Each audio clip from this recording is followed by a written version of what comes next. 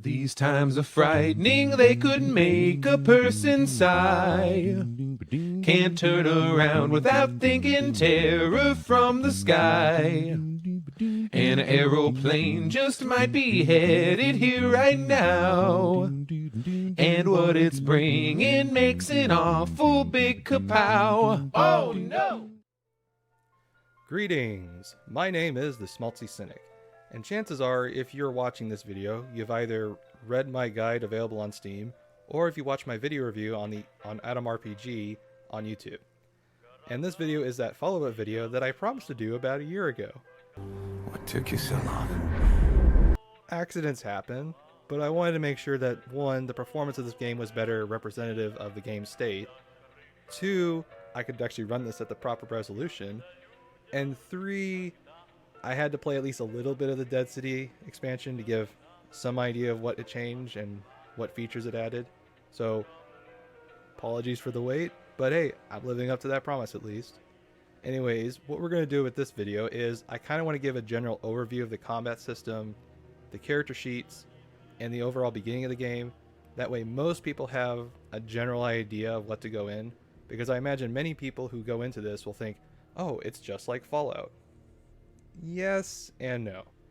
A lot of it will be pretty much identical, that you could learn it as you play, but I imagine most people who didn't play the original Fallout 1 and 2 will find this a little too, intimidating at the beginning.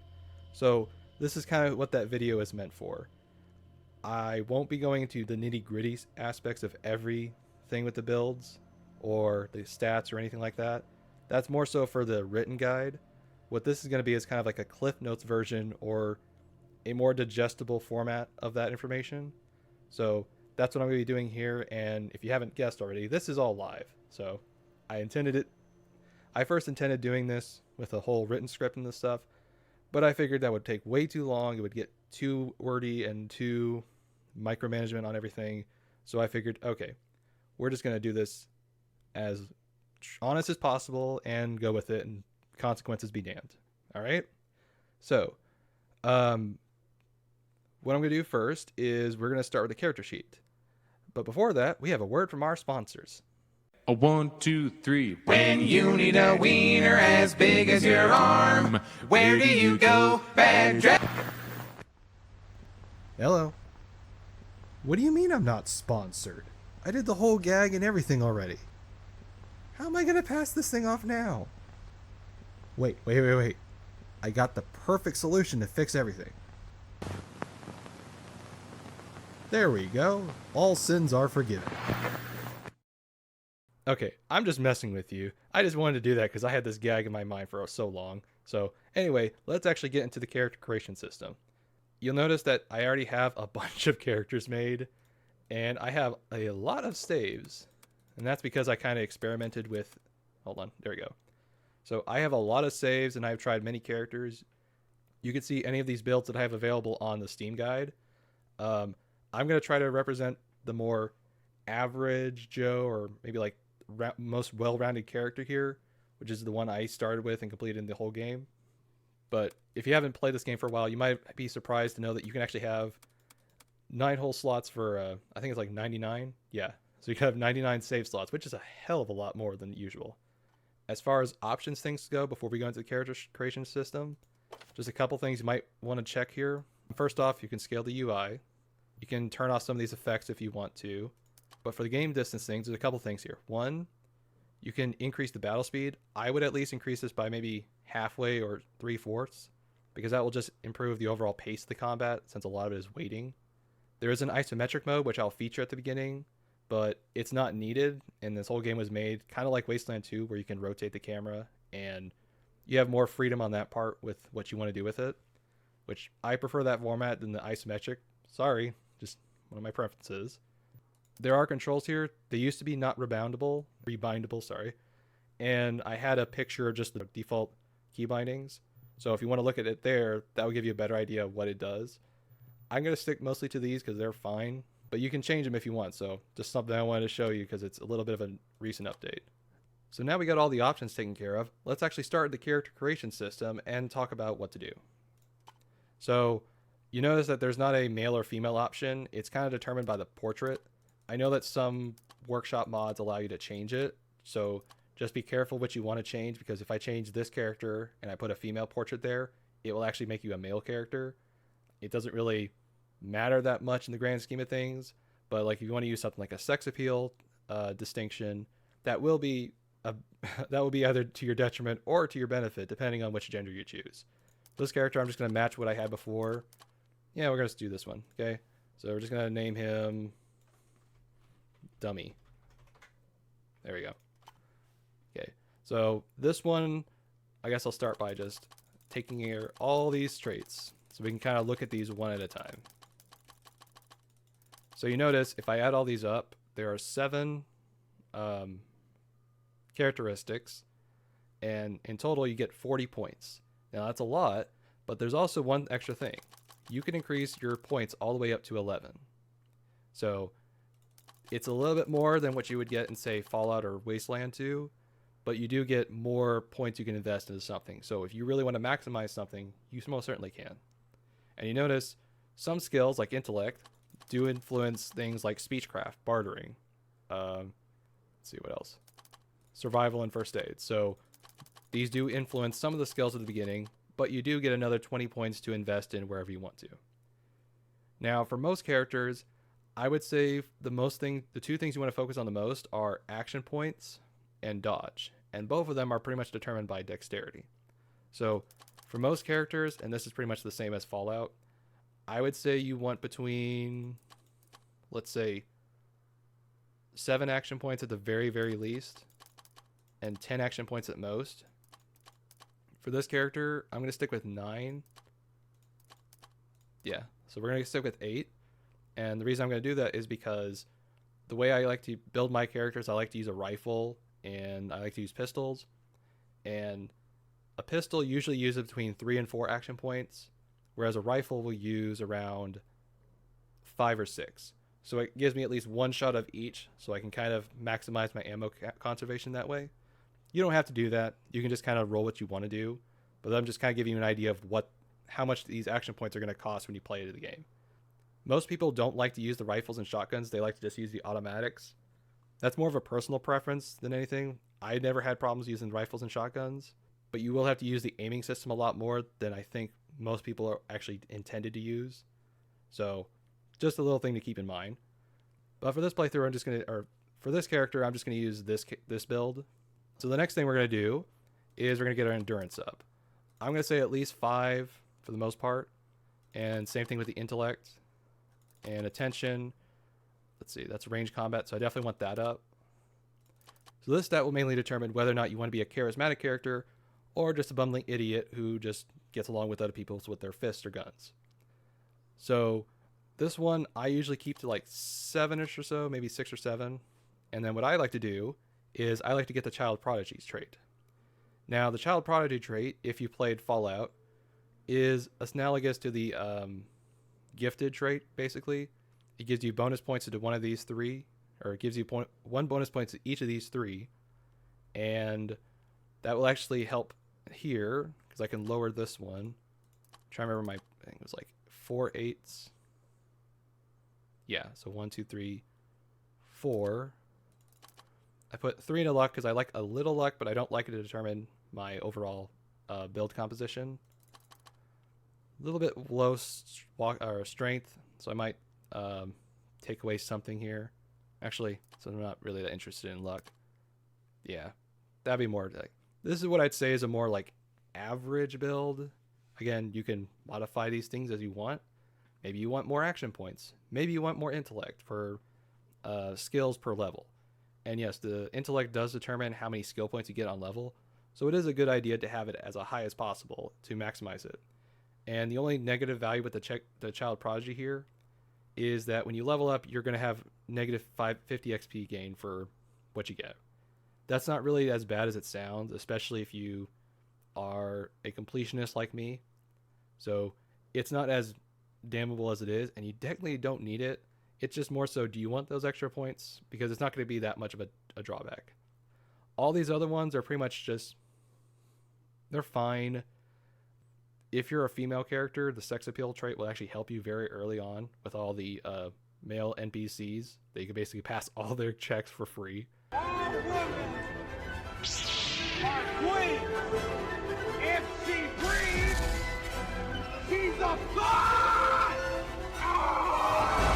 A lot of them are kind of like, eh. So like the diplomat one, yeah, I could invest that many points into personality, but that's a huge that's a huge detriment to my build because I lose 3 sequence, which is your like your what determines who goes first on the turns, and you lose all those 10 action point or 10 skills. So that's a real damning start to your game. Same thing with aesthetic. It's not really that great, to be honest. I go into more detail about why all these things are terrible, to be honest, but you're allowed to make your own builds. You can do what you want. Just be careful with this one because yes, you do get the +5 dodge, which is helpful, and the endurance, but you're going to make sure you're not going to be using weapons later on. So it's going to be a real pain, especially, I think. All right, so it doesn't include throwing weapons, so you don't have to worry about grenades, but still, that's a huge thing to handicap yourself at the beginning. So now that we got all these things, we got these 20 points left to invest, and we're mostly fine for the most part. As far as weapon levels recommendations, you want to at least get most of them to at least 40, 45 before you start out, because most weapons have that as like the base, especially the rusty versions. So if you want to use guns from the get-go, make sure you get at least 30 to 45 points for each, because the first pistol uses about 40 or 45 if I remember correctly, and the shotgun uses about the same, which if I get to 30, I at least won't have as bad of a aiming penalty, which is determined both by your characteristics up here as well as your skills down here. So you got to balance both of them if you want to use them properly. The rest of it I'm going to put into speechcraft, bartering. Let's see. Lockpicking is kind of like a hit or miss thing, because you basically just get unlimited chances. So it's like, how long do you want to test your patience? Let's see. I got 8 points left. Tinkering is another thing that's kind of like, I imagine for, what's it called? The hardest difficulty mode. This is one thing you want for sure, because you won't be able to reload your saves or anything. But again, just like the lockpicking, you can just reload your save, do it over and over again until you get it right. So it's up to you whether or not you want to invest into that or not.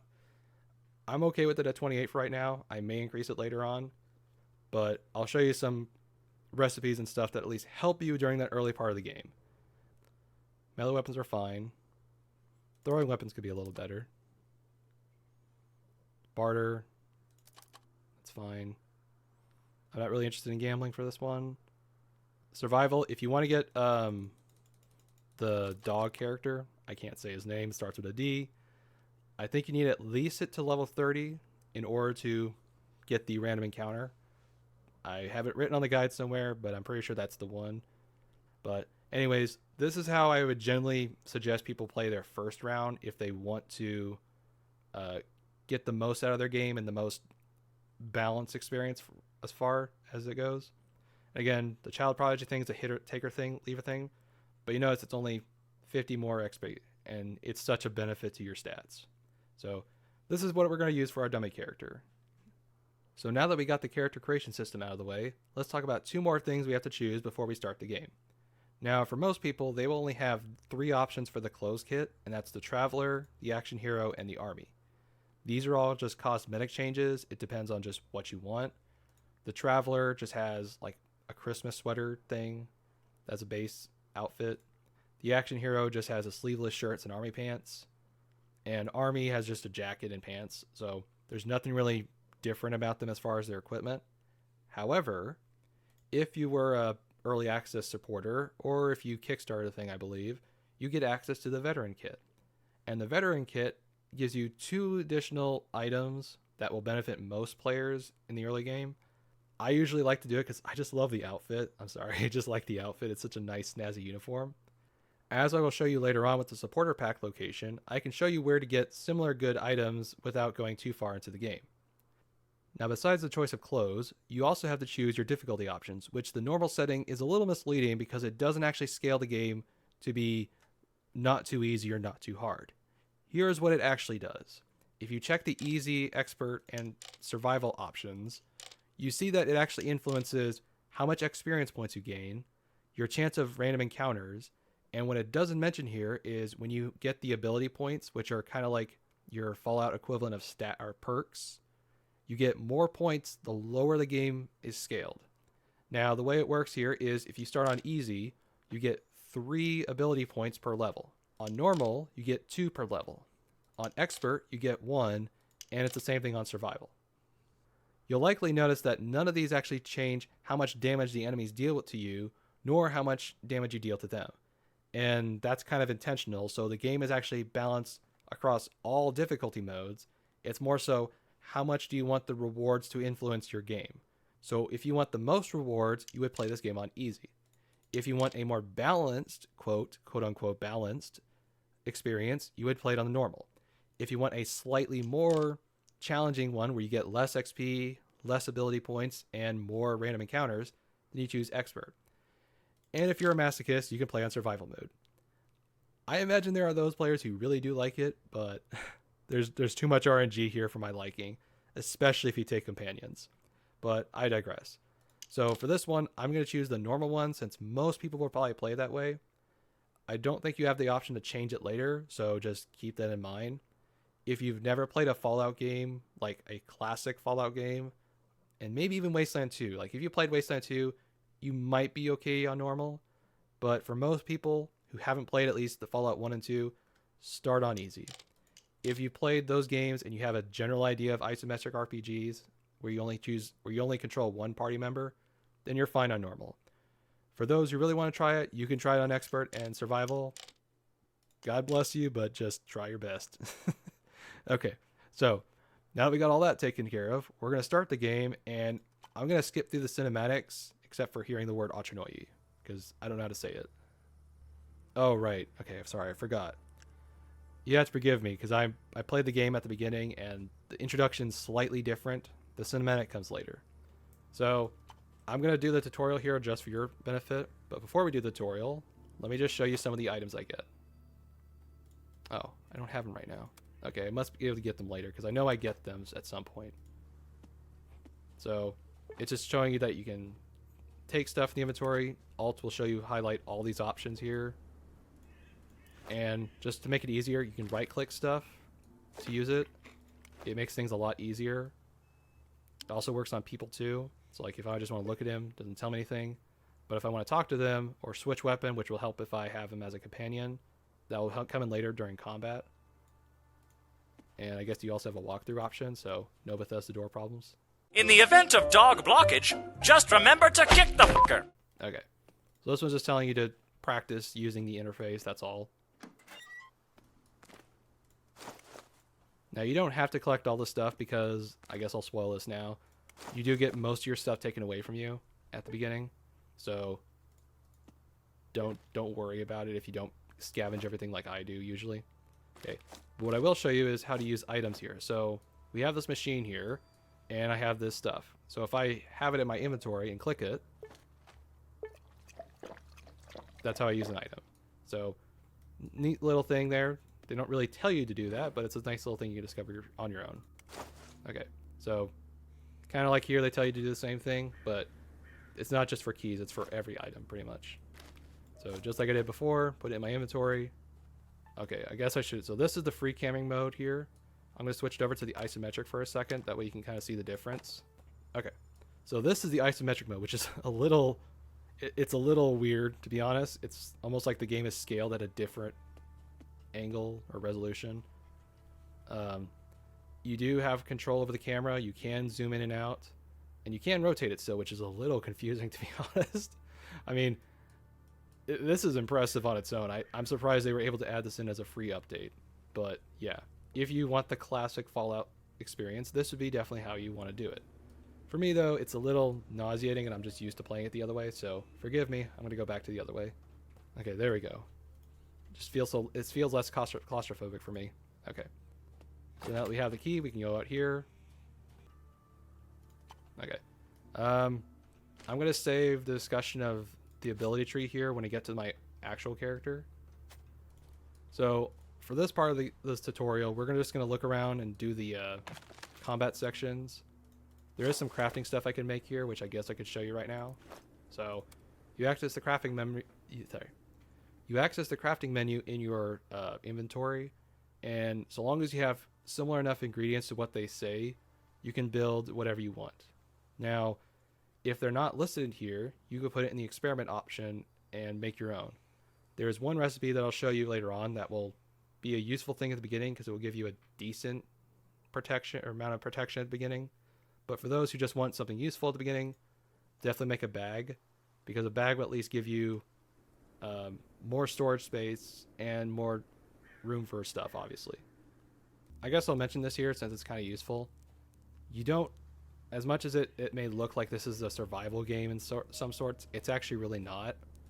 So cooking is more so just a temporary ailment that you have to deal with, and it works with food and water stuff. All you really do is go to the camping, you make something for your hunger, or if you're radiation, you could eat something that would give you radiation resistance or the like, but you just heat something and your stuff is done. Yeah. Oh, sorry. So you eat something, usually it's gone, unless you have like the glutton one where you eat a lot more than you should. Then you won't have to worry about hunger too much. Here, we're going to practice our fist fighting. Okay, let's see. How do I initiate? Okay, so he wants me to hit him. During combat or before combat, you have the option to engage people or enemies however you want. So you can, for unarmed fighting, you have the option between kicking and punching. The only difference is AP cost. But if you want to engage it, okay, first I gotta get closer. You click the icon, and then you punch the target. And then it sends you into combat mode. So Adam is turn-based combat, and switching between these two is free. You don't have to worry about it. If you open your inventory, however, it will cost you about 2 action points every turn. So make sure you equip items before combat. That way you don't have to worry about it. And that includes things like using medicine, using grenades, all those kind of things. So just know what you need at the beginning, and then you should be fine. So here we're just going to practice fighting.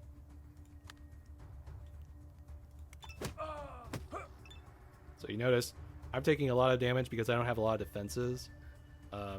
If I wanted to play more smartly, I could punch him once and then run away where he can't hit me. Let's see if he can hit me. Yeah. So this is why AP costs are so useful. Because if you're strong enough, you can actually, or if you're fast enough, you can kind of avoid attacks altogether. So let's see if I can kind of win this fight by cheesing it.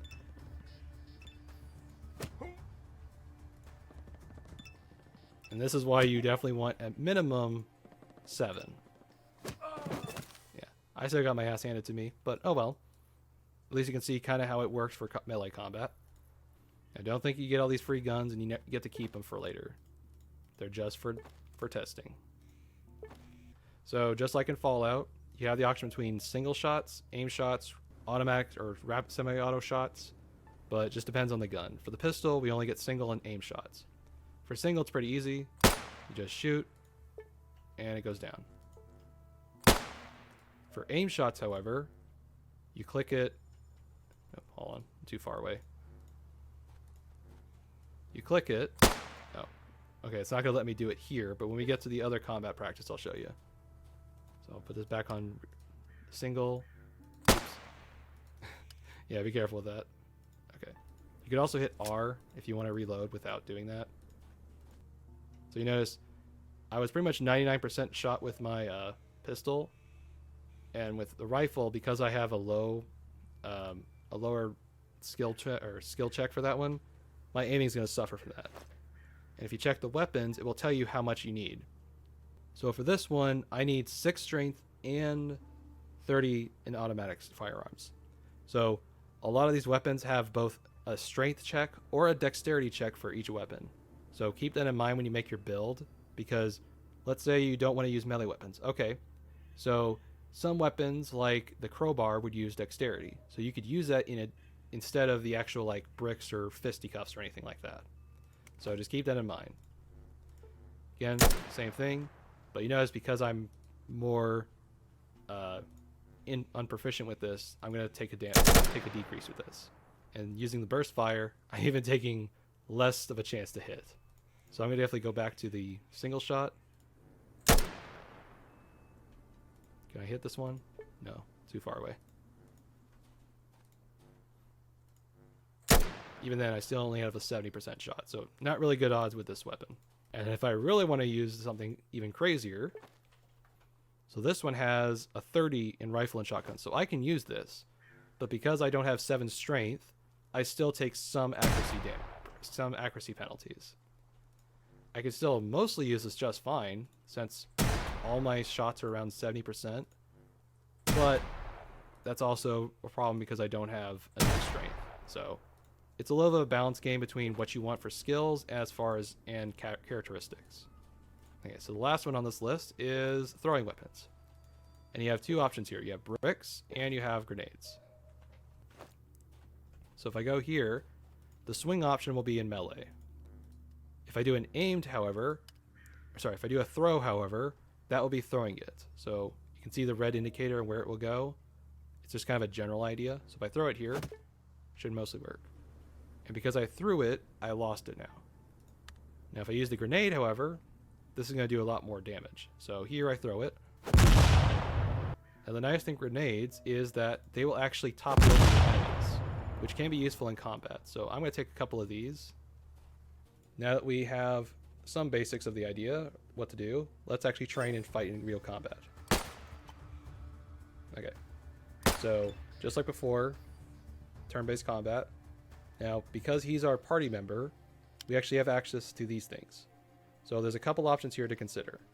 One, we can change what his weapon he uses, but he doesn't have any weapons equipped, so my bad for not checking on that. I can tell him to focus on a target like this guy. I can also tell him to hold position, which is a little misleading. It actually tells him where to go, so it's really tell him where to go. So I'm going to tell him to go here. And I want him to be aggressive. Now you won't have access to these options when when it's not your turn, so keep that in mind. I'm gonna try toppling over this guy. Okay, only took 1 damage. All right. All right, you only took 4 damage.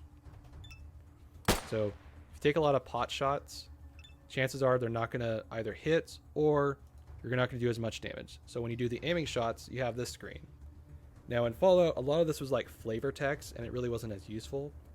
But here they actually give you some benefits during combat. So if I aim for his head, I get a chance to stun him. If I aim for his eyes, I get a chance for blinding him. For body armor, I believe it's lower defenses. For foot, basically he's crippled. And hand, he may lose his access to his weapon. So these are all like 25% chances, I think, for each of them, in addition to the chance to hit. So just something to consider, because a lot of times you may just take pot shots and wonder, why am I not killing this thing? Well, it's because you're meant to use stuff like this. So 4 shots, not that much. Okay, so I can only take it with... Alright, so not as good, but I can at least take 2 shots per hit. Ugh, can't speak today. So I'm going to try this again. I want to see if I can... What's it called? Okay, so he's done. Alright, we won. Wow, that was actually a lot easier than I thought. There is no cover system. So if you're expecting that from like Wasteland 2, sadly there isn't. I'm hoping that they add something like that in the future because it's just a requirement I have for games nowadays. If you're going to have some sort of strategy component, I expect some cover system to be in place. Otherwise, I have to guess what the camera is, and then I have to wonder where am I free to attack, where are my sight lines. It just makes it a lot clearer on my end. But anyways, this is basically the tutorial section here. So I'm going to show you kind of how to get to the first town and get a bunch of stuff you might need, and also some early game strategies. Okay, so we've gone through the intro scene. I'm trying to skip through this stuff so that way it doesn't impact your experience with the game. At least now I know how to say the first town. Otroidnia. Отрадное. Отрадное. Pardon me, I don't know Russian.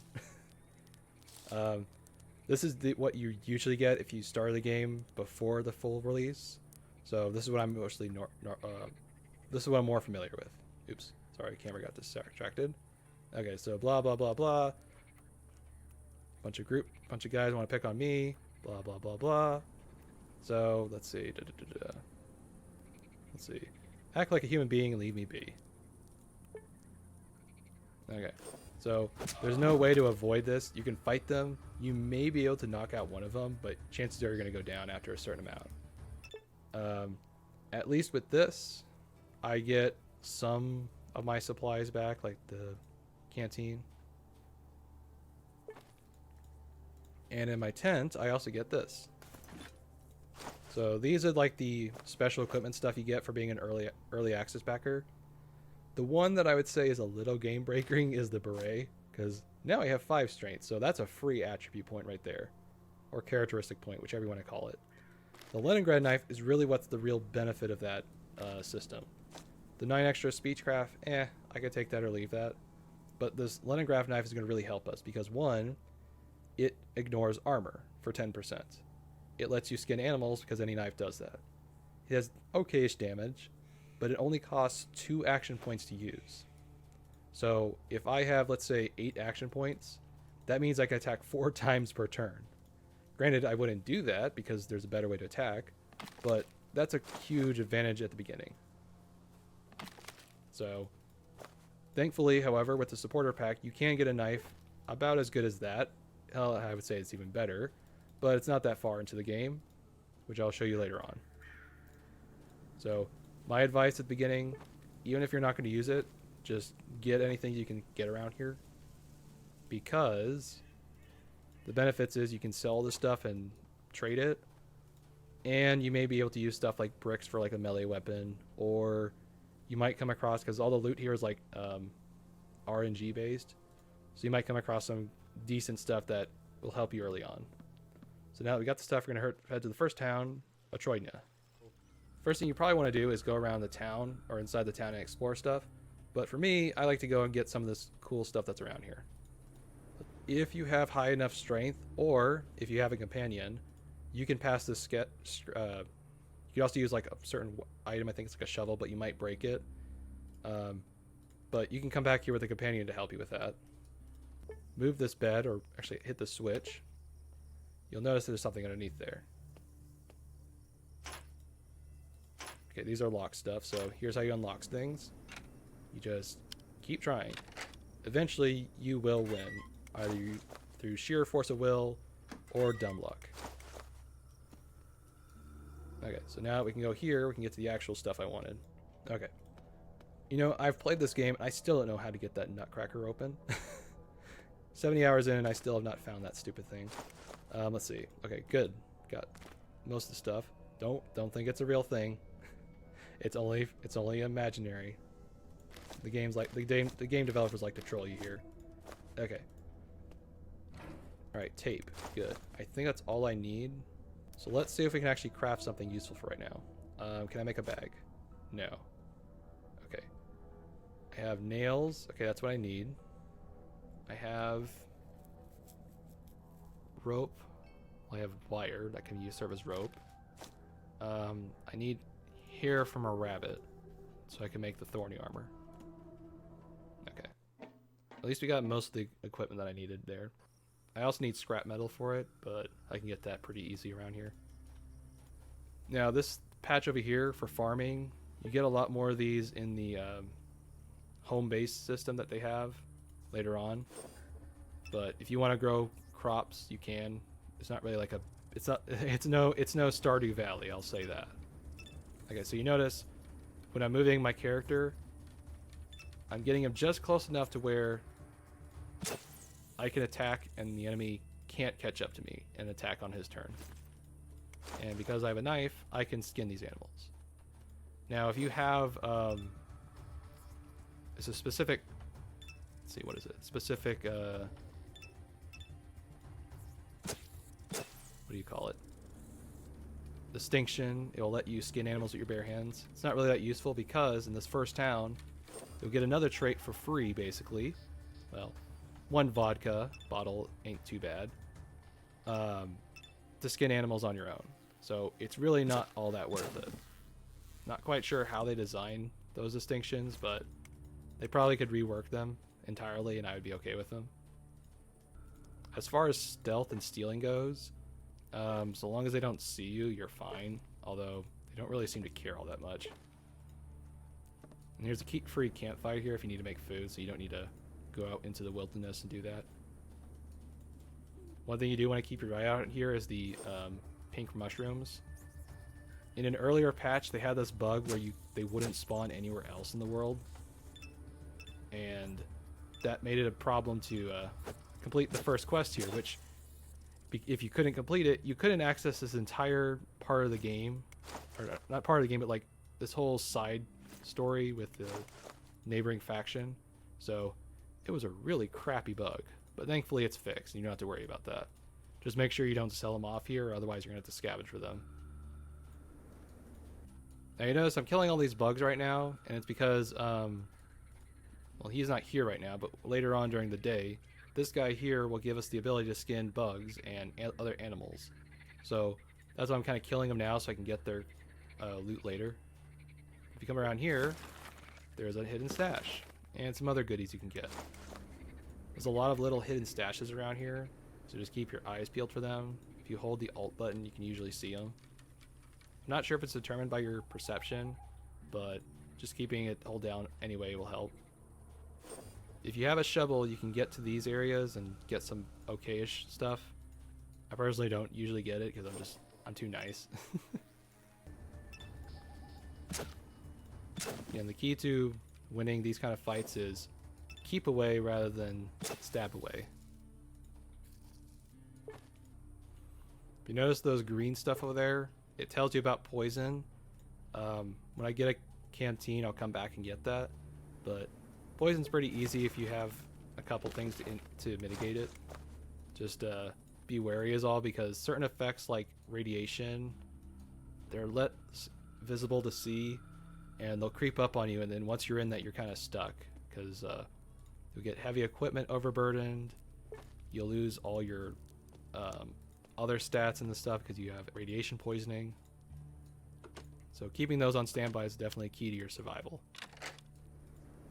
Now there are some quests you can do around here to kind of like get a couple of useful items. Oh good, I got the scarf that I need. Okay, so we're gonna craft our first item, but first, before you craft anything, just save it to be safe. And obviously if you're on survivalist mode, you can't do this, but hey, I'm pretty sure most people won't start off playing it this way.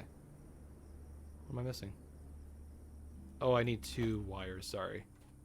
Here, you can pick off this corn for an old man, and if you do it, he'll give you a free rusty rifle.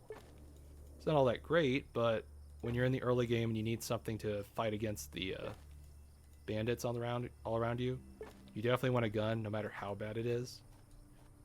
Well, I shouldn't say it's bad, because it does decent damage, but it's going to jam a lot more than it should.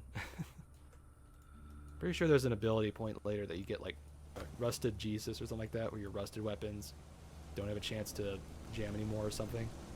This is one of those things here. You can get free water if you fix it. It's really easy to fix. Okay, now I'm unencumbered. That's not good. Let's go to the trader and sell some stuff. Okay, so bartering's pretty easy if you played Fallout. Basically, you're just going to trade items, and for what they're worth, that's what you basically get as value. You can buy their stuff for rubles or whatever, and rubles, sorry, and or you can just buy stuff for other items. Here you got a couple items.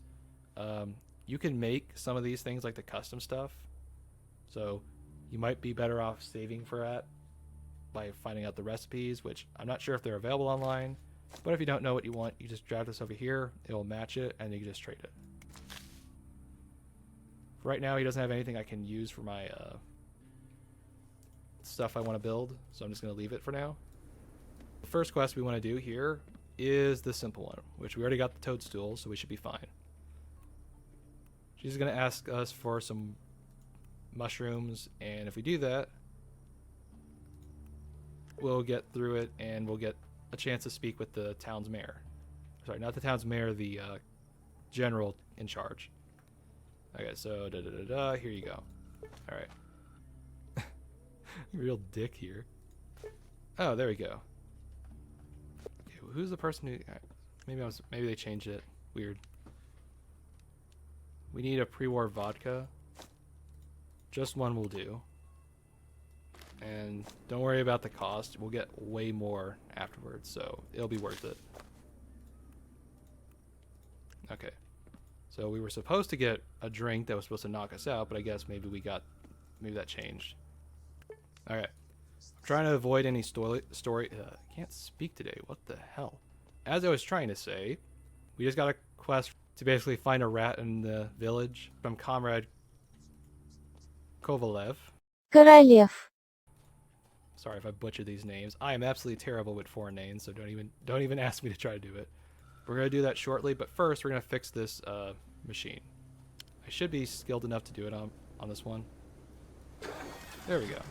Okay, and then we get a level up. Good, perfect timing. Okay, so first we're gonna turn this quest and get some extra dosh out of it. And I'm here to ask you a question. Is a man not entitled to the sweat of his brow? Okay, so now that we just extorted the mayor and we got some extra cash out of that, let's save it first. And let's talk about how to level up the character, okay? So there's two parts to your level up process. First of all, just your skills. So basically just like you do in Fallout. Alright, so once you invest your skill points, that's just normal. And you go to the ability tree here. Now you notice each one costs, for now, 1 point. These scale in a sequential order. So the first one costs 1. The next one costs 2. The next one costs 3. So on and so forth. In total, it costs about 55 points. So to get all possible things, you need 55 points. Now, depending on your difficulty mode, that's going to be determine how long it takes you, or even if you can get it. Because remember, on easy, you get 3 points per level. On normal, you get 2. On hard, you only get 1. So just do the math there, and you would have to do 55 levels in order to get there. I'm not sure the game lets you go that high. I know it has basically endless XP, but you're really only going to get to level 12 or 15 by the end of the game. Well, that's with the gifted option. Probably if you don't have the gifted option, 20 is going to be the max level. So you can do the math there and figure out how many you have. You notice that each of these right here, they go off of their own branches. So I already have it in the guide listed what these things each do, but it's more so like, do you want defensive stuff? Do you want martial arts things? Do you want armor resisting stuff? For most beginners, I would probably suggest getting Armor of God, because knocking down is going to be the real big problem at the beginning of the game, and a lot of these other ones will probably get you more benefits later on, but you notice I can only spend 1 right now. So I could refund it and try the other ones just to see what they do. Alright, so now that we got that, we exit it, and we hit accept. And that's all you have to do for the level up process. Let's see. Oh, I was going to talk to the old man. Right. So if you pick up the corn in his backyard, and if you're nice, he'll give you something. Oh, hello there. My name is Buddy Washington. We've constructed a fantastic world of wonder and joy that sets its sights on a future where guns become an integral part of the lives of all good American patriots. Okay, so what he gave us is an old hunting rifle. So you notice I have 35. Okay, so I was close, 30, 35. Because I have about, I think it's 30 or 40. Yeah, 40. I can use this. And it's at least a decent gun at the beginning. It's not going to be something you want to use forever. But at least at the beginning, if you have no other options, this is at least a decent starting gun. There is a chance for it to jam on you, and that just means you have to reload it during your turn. I would only use this in, like, let's say faraway targets that are really durable, or you're in a firefight with other bandits and the like. So definitely save this for those kind of encounters, because for the early game you want to rely on the melee weapons as much as possible. Or you could use pistol, because pistol's a little more, the ammo's more a little commonplace and the like. Right, we're gonna find the rat. So, Proselytination, the shady guy next to the mayor. So basically, I can rat him out and get another 50 rubles out of that. You don't have to do that. Alright. But, now, see, we started off with basically nothing, and right now we have 150. So, it's going to go up a lot higher very soon. Now that we know who the snitch is, we're going to tell the commander, or comrade, Korolev. Alright, good. You can try getting him for extra some rubles. Again, look, I already got 325 out of that. Alright. Now I'm going to help him get rid of the guy. And again, just to show, I'm already almost at 500, so this is a good way to get a lot of money for doing nothing really. If you have the female trait, one, you could pass those checks much more easily, especially if you have the sex appeal. But if you have the female options, because the way this game works, the male options and the female dialogue, the male dialogue and the female dialogue are all completely different. So the characters will respond to you much differently. For example, this guy over here is a real hard ass if you're a guy, because he just doesn't trust you, and he just really doesn't like newcomers. So he's being very evasive right now. He's not going to talk to us really that much. I showed off in the video, but it doesn't take too long if you have a female character to see the difference. He basically becomes a white knight for you and just wants to like do all sorts of chivalrous things for you, handing you flowers, and like it's really amusing. Okay, so before we attack him, we're gonna save it just in case he knocks us on our ass. Okay, sorry man, nothing personal. Don't worry if you take damage, because if you build your build like I did, he's gonna have a hard time catching us.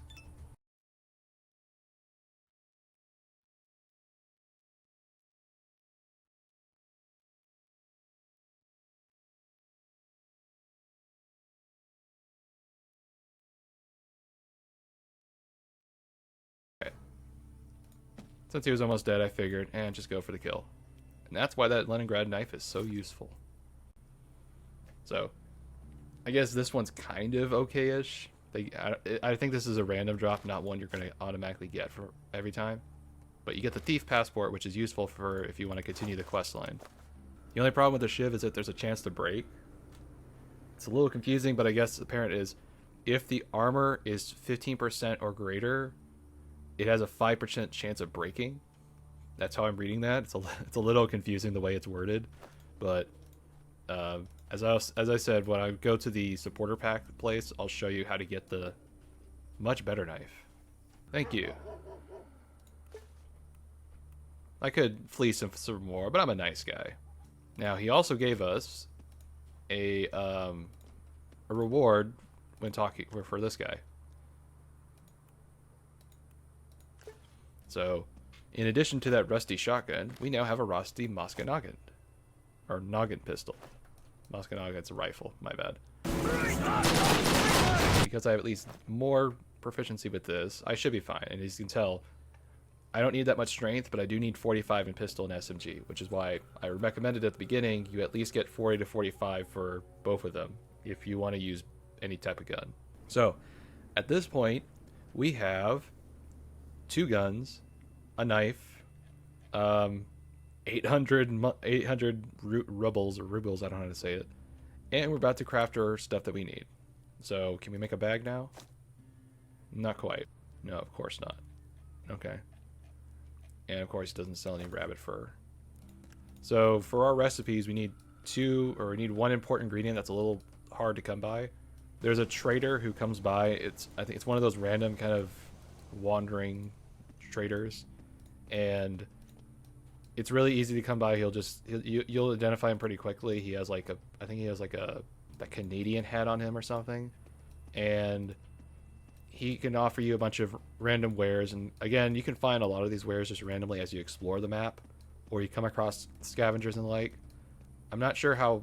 I think if you go to the forest, you can probably get a rabbit, but that's pretty far away and that's pretty risky.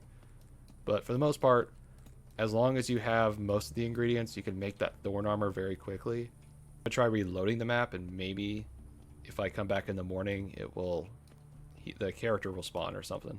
So we'll see. So at this point, I guess I should talk about maybe the overworld map exploration. Now, obviously, Okay, stop. Okay. Obviously, this isn't the whole map, and I'll show you the whole map when we go to the actual character that I have that's mostly completed the game. But you can click on it and it'll send you to the place, or you can just auto-explore and there's random things you can find on the map. Right now, I kind of just want to pass the time until morning, so that way, one, the trader might be there, and two, that other fisherman might show up there. Yeah, so these things are all random. So sometimes, like these ones, they're kind of like story or some minor quest things. But as we were doing, we were trying to explore here and come across a couple different characters or quests that we can do. Oh, this is different. Who are you?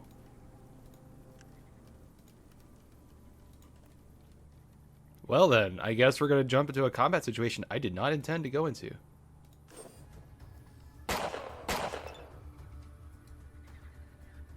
Well, this is interesting. Okay. Well, let's test out our combat abilities. Alright. So, rules of engagement when handling soldiers and the like. Okay. Let's try this again. This time, doing it much more proper, because I did not expect this. Yeah. And this is why you need that armor. Okay. So we're not going to win this at all. Good demonstration of how not to play the game. Well, we'll load that character anyway and head back to town. Maybe by then enough time will have passed. Alright, so nice thing is your speechcraft actually plays some part in combat, kind of. So this chance to talk your way out is based upon your speechcraft. So you can get a bunch of experience points if you just are a smooth enough talker. Alright, so this should be morning enough, so I should have the characters show up. Okay, so this guy is one we were looking for. Because yeah,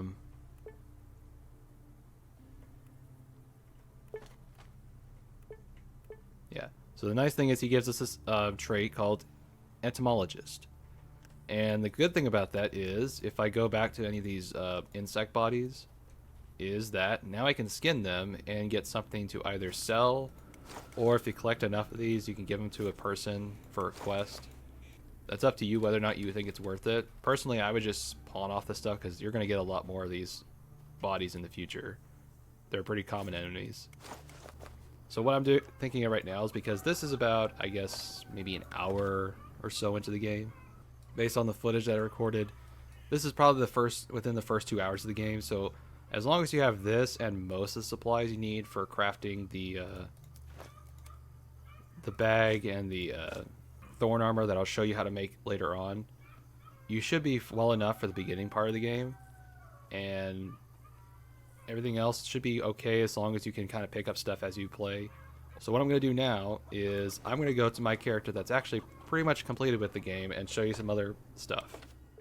Okay, so this is my save file very, very much later into the game. I believe this is like level 12. Yeah, so this is my level 12 character. Pretty much hitting at the end of the game. Again, pretty much build is almost like I did with my first character. You notice I have at least 3 companions. Yeah, you can see them. So I have Hexogen, I have Fidel, and I don't even know how to say his name.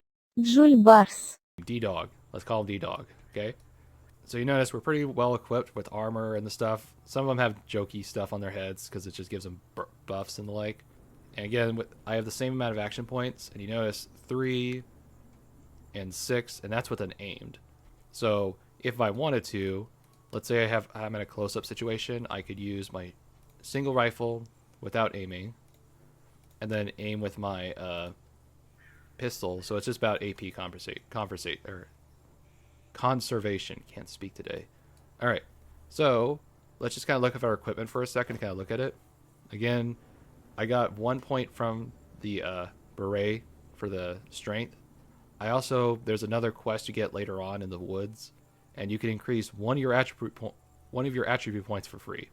I did kind of regret putting my endurance this low throughout my playthrough, because 64 is pretty low for the late part of the game. Whereas Videl, he has 74, Hexagen has 80, and Duzalbar has 86, although I think the dog scales at a different rate. You notice you can easily access these inventories. It was a much bigger pain earlier, and this is a much better system overall. You can even cycle it based on what you want to find, like specific categories. I'm trying to remember how exactly Fallout 3 and Fallout New Vegas calculated their armor systems. So Fallout 3 was more so like a direct percentage system. So let's say you had power armor, and power armor, let's just say for the sake of argument, has 40% damage reduction.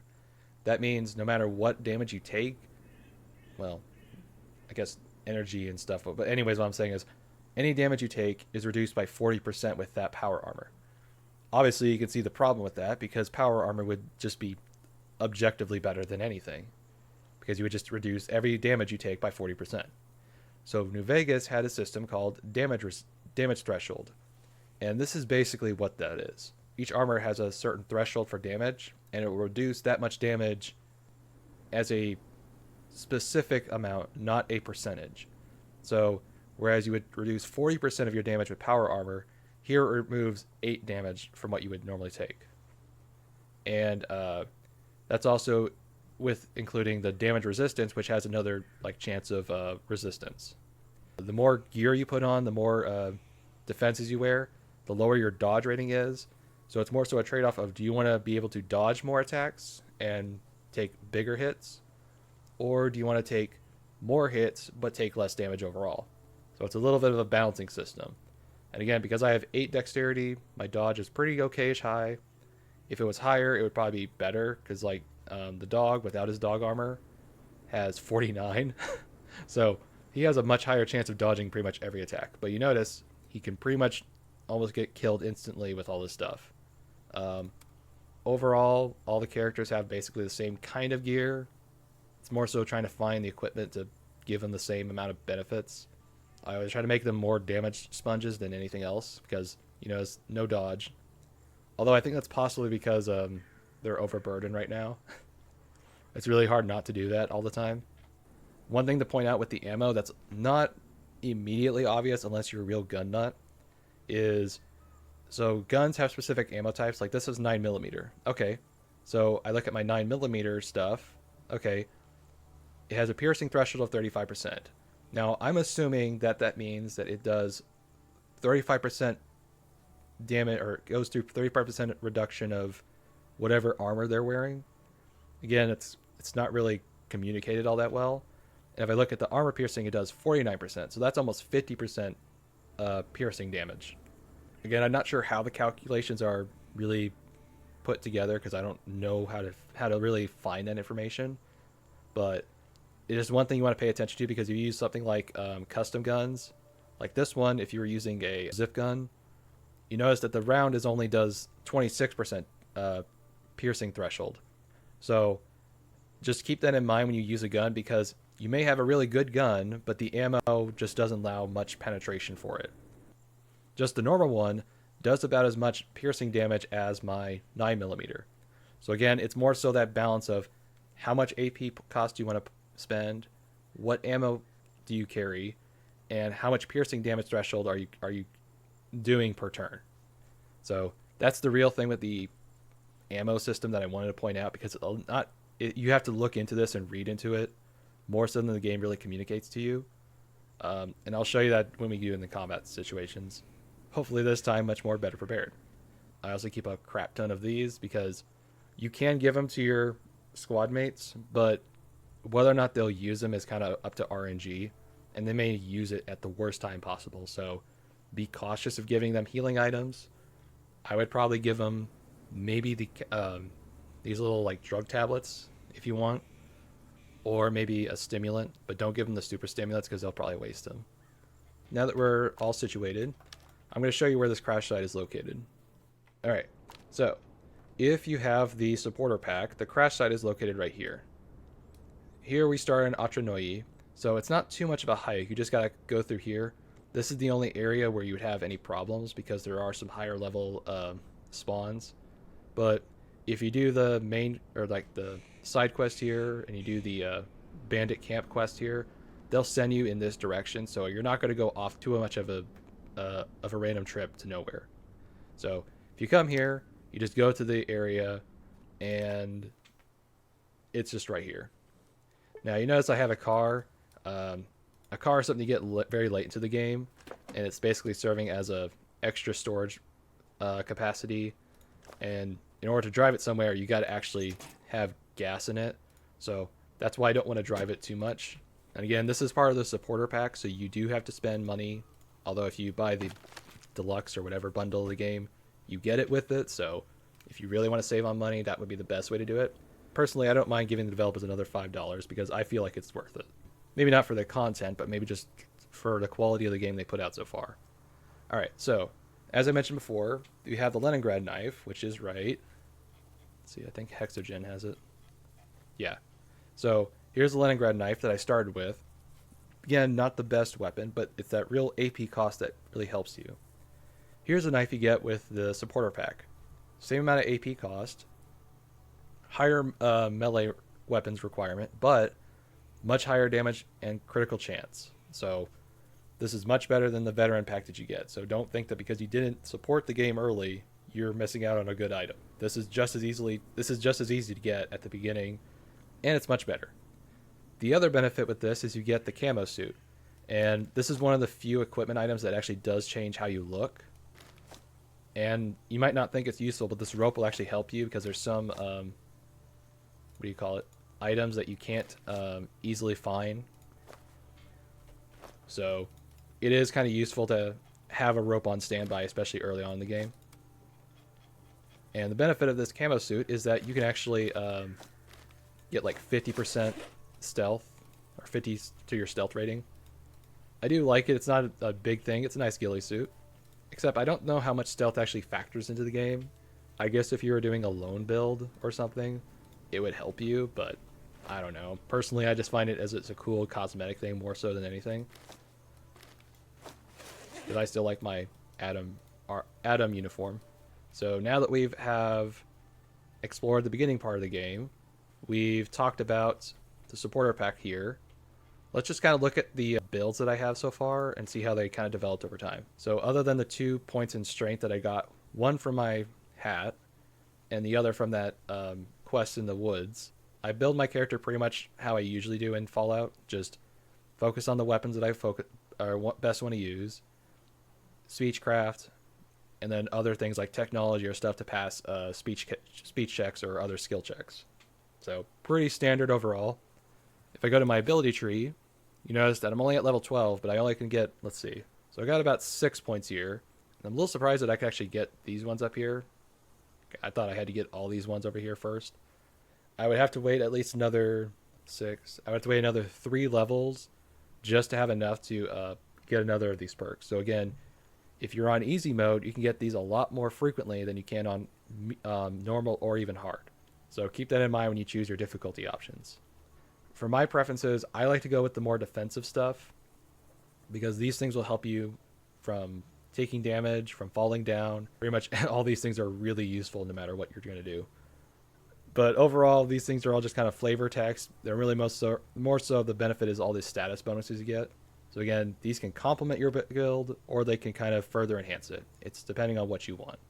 For my companions, I tend to focus them on the same thing here with the defensive ones and maybe focus them based on what they're best at. So Fidel has more strength, so I focus him on the way of the warrior. And for D-Dog here, he has his own skill tree, his own ability tree. So yes, this game is so complex that it has its own dog tree here. In this one over here in this branch, these are all more defensive stuff. Still to this day, I have not found dog armor. It's one of those rare commodities. Personally, I think they should put it somewhere where you could easily more find it, just so it's not a random element that you have to kind of hope that you get. But if you want to like wear dog armor without penalties, this would be the one you want to get first. And as you can see, he can't use guns, sadly not. So now that we've gone over the character builds, the early game, the armor system, the ability system, and the companions' abilities and traits, let's actually get into combat so we can see how these things work in practice. Thankfully, I had a couple save games ready, so that way I don't have to scavenge the wasteland, and I do know a couple spawns that we'll check out later. So for this one, we're at a abandoned gas station, but it's not abandoned because there are bandits here. These are pretty low-level bandits, so I'm pretty certain I'll win this fight. But again, I just kind of want to show you how it works. Oh, didn't see him. So, unfortunately, my guys are over here, so not going to help me all that much, but I'm pretty fine. Because what I can do here is, notice my chances are much higher, so I'm going to pretty much take a headshot at him. And I do 22 damage.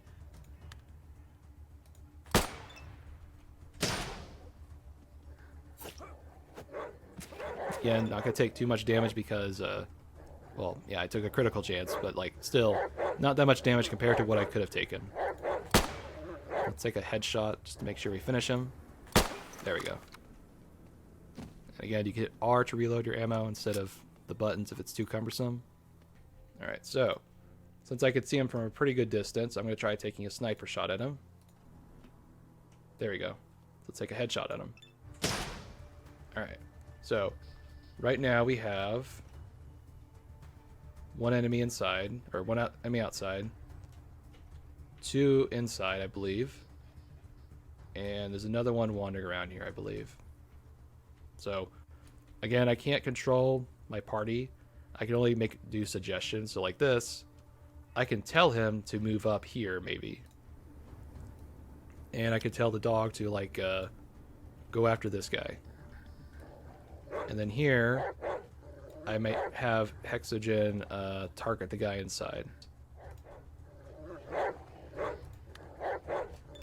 But you want to play keep away as much as possible, because the more you have them waste their turns coming to you, the more they can't attack you.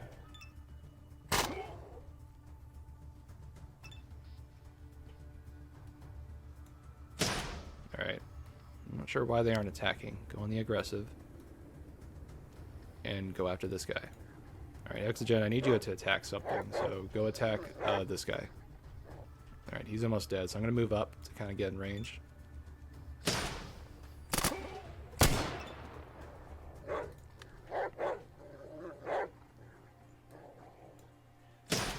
Alright. Again, pretty simple combat scenario, but they're not always going to be like this, as we'll demonstrate when I get to Dead City. And even then, I'm almost dead, so maybe I shouldn't be talking that the game isn't too easy. I don't want to jinx myself. Alright, so I'm going to go on the defensive here.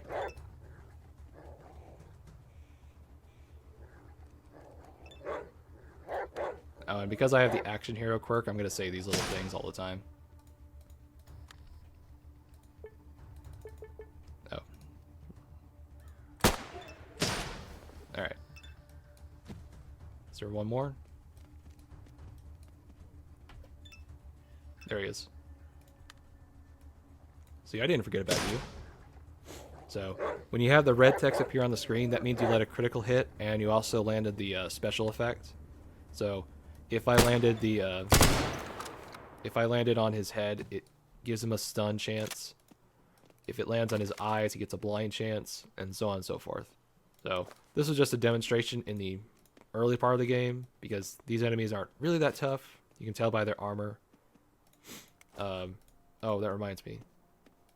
So, if you want to make that armor that I said, this is the thorny armor here. That's all you really need. Again, it's not much, but it's 6% damage resistance and 1 damage threshold. It's not going to do much for you in the long term, but at the beginning, it's going to make you survive much more risky fights than you probably would have. So, make sure you build something like this. You notice I don't have to use 2 wires. I could use a rope and a wire. The crafting system is a little loose with its items, so don't think you have to have every single little thing. Now that we got this simple demonstration out of the way, let's go into the harder part of the game and see how we fare against them. Now this save is located towards the Dead City place. It's the newest area added to the game, meant for like the end game, so keep that in mind. So this time we won't have any encumbered units or party members. So this area should be one where it has some simple things. There we go. Alright, so when you have enemies like this that are mostly melee focused, the strategy here is you want to hold your position, but you do want to make sure that they're not in your way. So I'm going to send him up here because I want him to not get in my line of sight or shoot me by accident, because they can do that. So keep that in mind. Okay, I'm gonna take care of him, so he's dead. Okay. Yeah, you can see why he needs armor, because he's taking a lot of damage.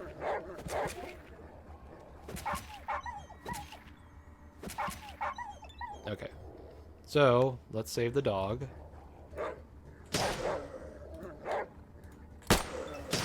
Alright. Yeah, not too hard, but we did take a lot of damage there, so if I wanted to rest up or something, that'd probably be the best idea to do. But for the sake of time, and because I'm not going to save any of this progress, I'm just going to load the save file again, and we'll just find a different encounter. Oh, perfect. Just what I needed. So in this one, there's two groups of people fighting, so we're going to have to focus on the guys with guns first, because just like in XCOM with the Lost or whatever they're called, they'll pretty much distract the enemies for a long time, so I'm not worried about them. And you notice we're in a very precarious situation to take them out one by one. So I'm going to focus my guys on this guy. And you can focus on that one. And then the dog can focus on him. So let me make sure that I don't hit Hexogen here. Alright, so since I took 1 point, what I'm going to do is I'm going to take a single shot. Okay, notice how much less damage I did? It's because I didn't take any aim shots.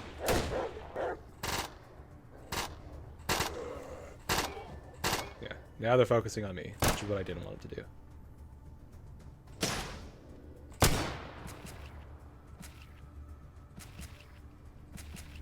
I got maybe one more turn and then they start attacking me.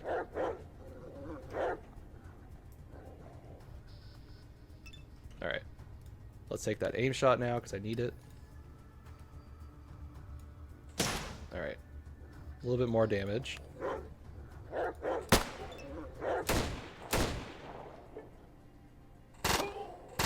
Okay, he's almost dead. That's not good. This is why you always want to give them at least one stimulant, just in case they need it.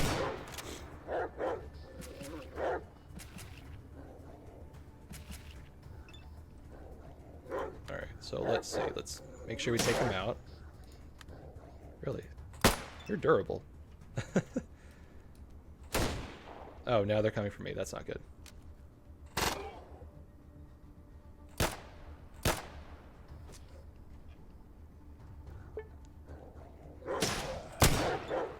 And unfortunately, just like Fallout 1, if someone dies, they're dead. So the only solution here is you have to reload a save file.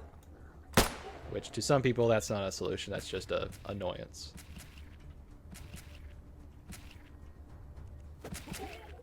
I doubt they're going to change that in the future, so hopefully there's a better way to implement squad combat in the next game, I'm hoping. Because here, this just feels way too passive, and I have very little control on what they can actually do.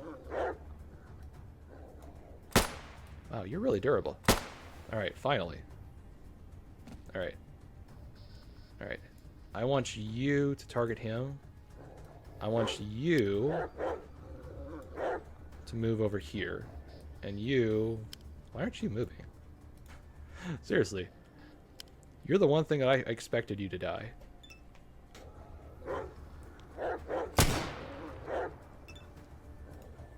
Alright. So, we got one more guy with a gun. He's our highest priority. And now he's dead, so now he's no priority. Okay, so we're going to move him up. That way I can tackle these guys much closer. And since we take out most of the guys with the guns, we're pretty much in a safe position to take out them all. So, I'm not too worried about this fight. Unless something really stupid happens.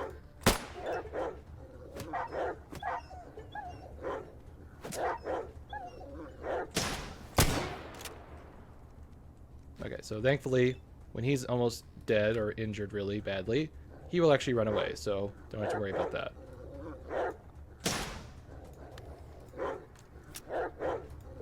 Oh, right, I had to reload.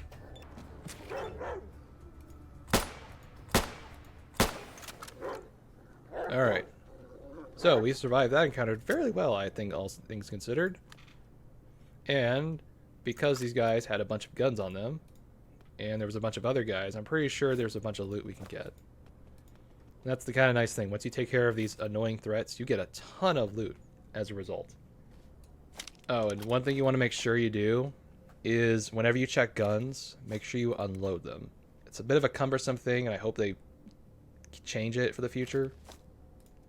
But some guns might have some ammo left in the clip, so just always make sure you check this, because you might get a couple extra rounds out of it, especially for those machine guns.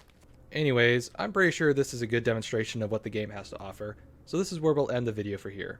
If there's something that I didn't answer in this video, chances are I have it written on the guide, so please check there first, but if it's not there or if I didn't answer your question, you can submit it down below or on my guide, and I'll be sure to update it as soon as I can.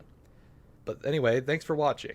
If you would like more Adam RPG content in the future, I can't promise I'll do a single playthrough again for some time, but I will be covering the True to Grad expansion as well as covering the early access release.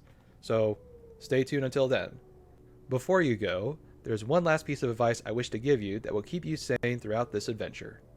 That atom bomb might drop on you, And if it does, what do you do? No mushroom cloud will help you out, we'll see you through. What you do is just duck and cover, everything will work out right. Duck and cover, you might make it through the night. Yeah, you only gotta duck and cover, sing your little self a song, and if you do, we'll do it too, so just sing along. And if you do, we'll do it too, just to sing along.